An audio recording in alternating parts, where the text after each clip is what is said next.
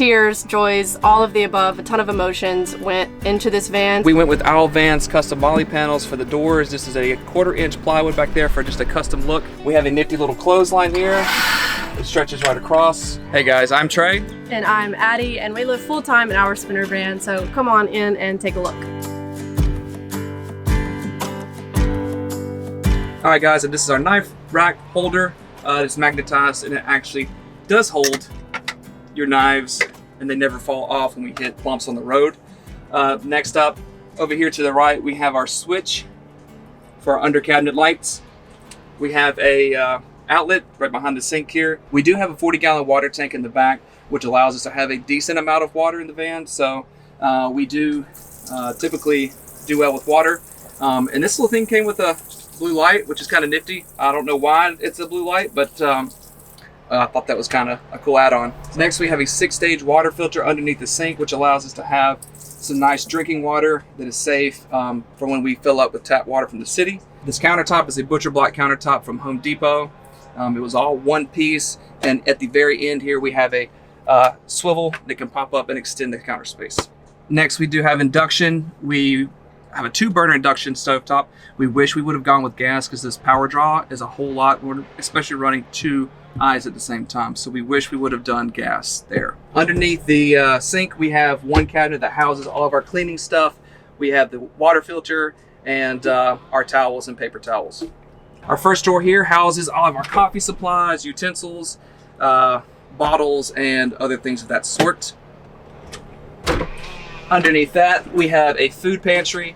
Houses a whole bunch of random stuff, and here we got canned goods and all kinds of other goodies. Next, we have the isotherm fridge. This is actually spacious for a fridge for the van. We are very pleased with that. It runs off AC power and DC power, which this is running off DC power, so we don't have to use the inverter. Before this, we were living in Nashville. We were both full-time CrossFit coaches, and neither one of us had to convince the other one to live in a van, so that was a huge plus. We both knew that we wanted to travel, and we thought, why now before we had a family or owned a home or had any stakes set in Nashville? I was actually part-time coaching CrossFit, and I was also working full-time for TikTok for the last 2 years while I was building this van out from our parking lot. So I was full-time working, part-time coaching, and also trying to build this out as quickly as possible, which took us 2 years to build out, and essentially with using hand tools only. All right, and welcome to the front of our van. I'll show you a couple of the cool features we have. First, we have our blink system. That's just a security camera for when we do leave the van. Trey is able to check and see if any activity is going on in the van, so that's pretty neat. We also have a dash cam that will record both inside and outside of the van. Up here above our mirrors is where we keep any hat storage, so any beanies, hats will keep stored away up there. We have, most importantly, our 2 swivel seats, which we really love. It really opens up the space of the van. We're able to have multiple people come and sit. This can also become a workstation once this one turns around. We usually eat our dinners here, so it works out well. Underneath the passenger seat here, we have our diesel S-bar heater. Super happy for that. Spent our first winter out west and got some snow, so we were happy for the heater.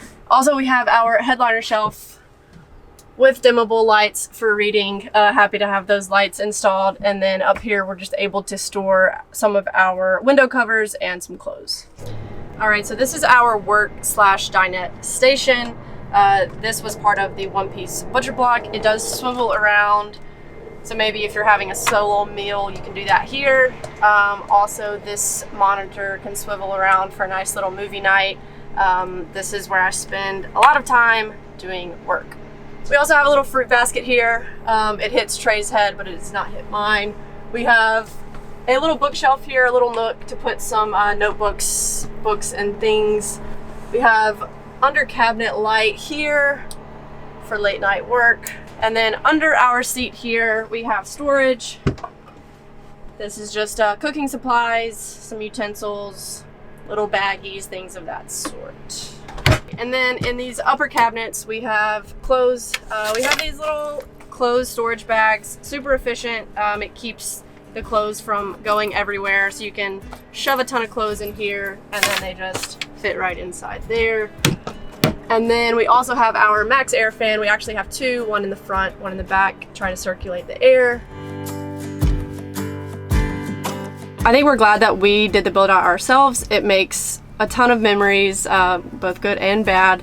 Tears, joys, all of the above, a ton of emotions went into this van. So I think at the end of the day, we are glad that we did it ourselves, even though it came with a ton of pain and heartache. Absolutely. We actually looked at a van similar to this one at first that we were going to buy outright, and that fell through, and we were pretty discouraged about that. We found this van for sale in Nashville, which is an excellent opportunity. We jumped on it, and then the build out took us 2 years, like I said previously. But yeah, there are several highs and lows if you're thinking about building one out yourself. If you've got the patience and general tool knowledge, YouTube is your best friend. There are several builders out there, and everyone that's come before us, thank you very much for all of your YouTube videos. Certainly helped out a whole lot. Okay, so here we have our full shower. This is FRP board back here. This was a pain in the butt to install, but I use it a whole lot compared to Addie. I use it more. So starting at the top, we do have a switch back here, gives us light inside the shower. We have body wash, shampoo, our little caddy here, so we don't have a bunch of bottles floating around in the shower when we're driving around. We have a nifty little clothesline here. It stretches right across. We can hang anything that's wet that needs to dry out right here at the top. We have a couple of hooks that we hang coats in. Typically in van life, this turns into like a storage area when you're on the road, so that's kind of what the shower also operates as. We have the Nature's Head composting toilet, which has been great. This is actually vented out through the floor of the van, so it keeps the smells out, which is actually really nice. We have a little bamboo mat here, so we don't have to stand in our own water, and it drains actually pretty nicely so. We also went with the Nautilus shower door. You can get away with doing something a little bit more cheaper, but this is just an option for us to have and something that we wanted to install ourselves. So, Nautilus shower door. We also have a 4-gallon hot water heater in the back, so we do have hot water options. So that does kill our batteries just a little bit. We do have 400 amp hours of battery in the back, so when we turn the hot water heater on, it's going to drop those batteries down a lot. We like to use showers in public before we choose this option, but we do have the option to shower, so that's nice. Welcome to our bedroom. Our mattress is somewhere between a king and a queen. Great size, we have plenty of room. We sleep long ways actually, and it works out well. Over here we have my beloved bookshelf. This was my one request in the van, so I'm able to store all of my books here. Plenty of space. I think I have probably over 50, less than 100, somewhere in there. We did choose to go with 2 bunk windows. It just allows for ventilation and breeze to come through when we're sleeping at night. Have to be cool when we sleep. We also have another max air fan here over the bed, just to once again create that circulation and help with the breeze and the airflow. In these cabinets, we have clothes, some more of the storage bags that are super efficient. In here we have our water meter, our WeBoost, and our battery monitor. And then back here we have some switches, so we're able to have our drain, water pressure, water pump, the outside lights, those are all on switches over here. And we each have our little reading lights here, and that is it for our bedroom. So now let's go and take a look at the garage. So we have been on the road for 3 months. It feels right in terms of we can't imagine being in a home right now. Every day we're super grateful that we get to wake up on the road in a new spot. It obviously is different than living in an apartment or a home, and I think 2 major big differences. One is just storage, but you come to realize that you don't need as many things as you thought you once needed in an apartment or a home. We've actually even gotten rid of some stuff since we've been on the road for 3 months. And then the second thing is just, especially if you're doing it with your partner, communication. Communicate more than you ever thought you needed to communicate with a person, whether that's how you're feeling, your space, what your plans are, what you're thinking.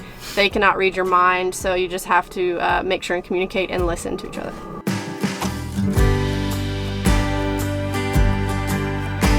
All right guys, welcome to the garage. First things first, we balanced the van, the rear of the van, with electrical components over here on this side, and this is our water tank over here. All the components for the water system live in this cabinet here, so it does create a balance for the weight ratio. Inside the van, we just have a catch-all. We have fitness equipment, we've got yoga mats, camera equipment, and this is where we keep our dirty clothes as well. We've got skateboards and all of our fun gear that also live in here, just tucked away in random places. And we went with Owl Van's custom molly panels for the doors. This is a 1/4 inch plywood back there for just a custom look. And then we can attach a couple of things, like I have my tool set here, which just rolls out like that. I've got different tools in here that I need. Shovel, Eno hammock, and up here we've got some binoculars and an Eno cover as well. And for exterior modifications, we have on the back, we have the Owl tire carrier. So we did drop the spare tire underneath the van so that we can use that for gray water, and this is where our spare tire lives here. We also wanted to have extra water and extra fuel. We do have the rock slide attachment here that just holds our Rotopax mounts. So we really don't have a route planned or any timeline in terms of how long we'll be on the road, where we are going next. I think that's part of the beauty of it. You can't really plan for the unknowable. So really we'll talk about where we want to go next. We'll sit down and look at a map and decide how we want to get there and when we want to get there.